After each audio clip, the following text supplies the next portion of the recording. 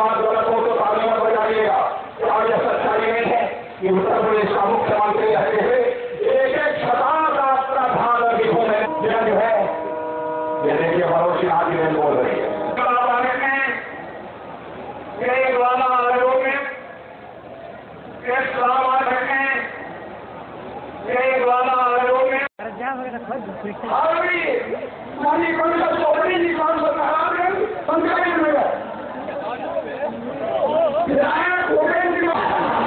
मैं आगे करूंगा मंच के बगल में आ जाए और मंच पर और कहीं ना कहीं आरक्षण के भीतर आरक्षण लाने का काम किया। इसको 3 खंडों में बांटा नहीं बाबा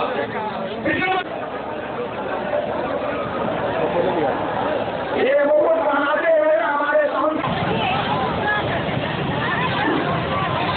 नौजवानों के हाथों को रोजगार का अवसर मुहैया होता है। यही का भ्रष्टाचार, लूटपाट,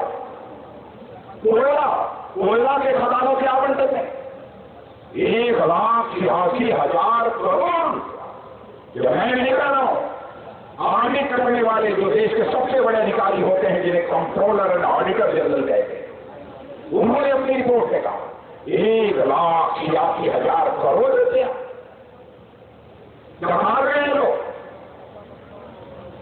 लेकिन यहीं पर इन्हीं कोयला की खदानों का आवंटन अपनी सरकार आने के बाद हमारे प्रधानमंत्री ने किया है। बहनों भाइयों, मैं कह सकता हूं पहले 1,86,000 करोड़ रुपए का नुकसान हुआ था, लेकिन हम लोगों ने जिस तरीके से कोयला खदानों का आवंटन किया है, आपके सरकार के खजाने में 2 लाख करोड़ रुपए का मुनाफा होने जा रहा है। हम लंके की चोट पर कह सकते हैं।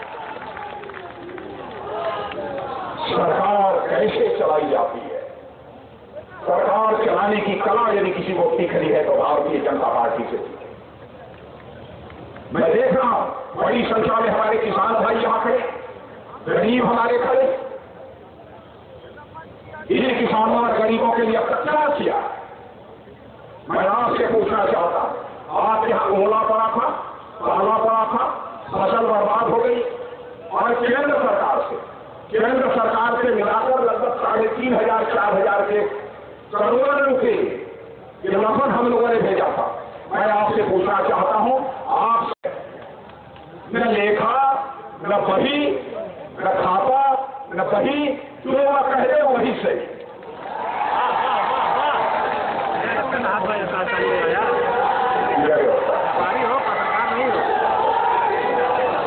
अच्छा, ये बताइए आपके गांव में पक्की सड़कें उसके तेजी के साथ बन रही है कि नहीं बन रही? इधर बन रही है गांवों में सड़कें उसके रहे। मेरी माताओं बहनों बताओ कुछ बन रहा है कि नहीं? नहीं बन रहा। आप मेरी बात सुन लो, इसे नोट कर लो। मेरे बहनों भाइयों, 2013-14 में कांग्रेस की सरकार थी, 3,500 किलोमीटर इन्होंने सड़क बनने के लिए टेंडर किया। 2014-15 में आधे साल 2014 में हमारी सरकार थी, हम लोगों ने बढ़ाकर 6 महीने में उसे 8,000 किलोमीटर की सड़क कर, और 2015-16 में उसे बढ़ाकर 10,000 किलोमीटर सड़क हम लोगों ने बनने के लिए आदेश कर दिया। अब आगे की बात सुनो। अब इसके बाद यह जो 2016-17 शुरू की हुआ है, अब हम लोगों ने फैसला किया है कि मेरे बहनों भाइयों, अब 25,000 किलोमीटर सड़क एक दिन में बनाई जाएगी।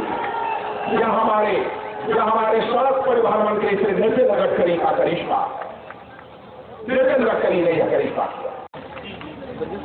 मैं क्योंकि उस समय पार्टी का राष्ट्रीय अध्यक्ष था, पार्टी विजय हासिल करे ये हमारी ढीली ख्वाहिश थी, लेकिन हमारे ही राज्य से जिस तरीके से आप लोगों ने समर्थन दिया है, बहनों भाइयों, चाहे मैं जिंदगी भर जितना भी करूं, आपके कर्ज को कभी चुका नहीं पाऊंगा।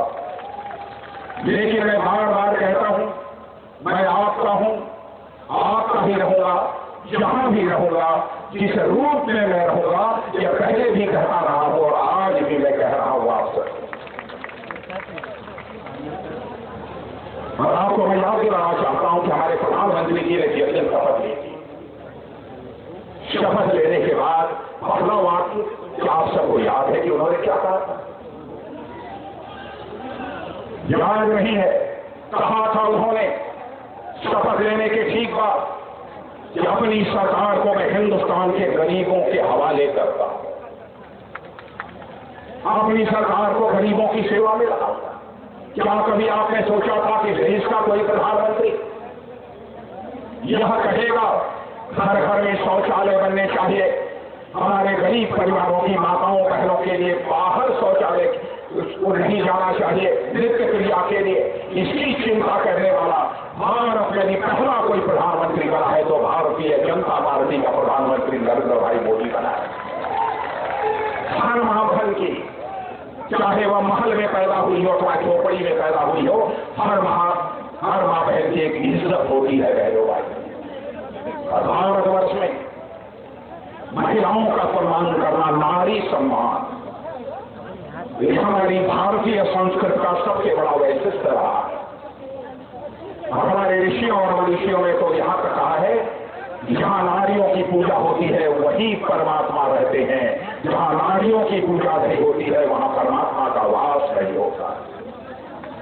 स्वच्छता, क्या कभी आपने कल्पना की थी कोई सरकार आएगी, कोई प्रधानमंत्री आएगा और यह कहेगा सड़क साफ करो, घर साफ करो, कूड़े उठाओ? पहली बार आपने देखा होगा, चाहे भारत का राष्ट्रपति हो चाहे भारत का प्रधानमंत्री, सभी स्वच्छता अभियान का प्रारंभ करते हुए उनके हाथों में आपने झाड़ू लगाते हुए देखा होगा। शायद भारत के इतिहास में पहली बार किसी राष्ट्रपति, प्रधानमंत्री और भारत सरकार के मंत्रियों को झाड़ू लगाते हुए आपने देखा होगा।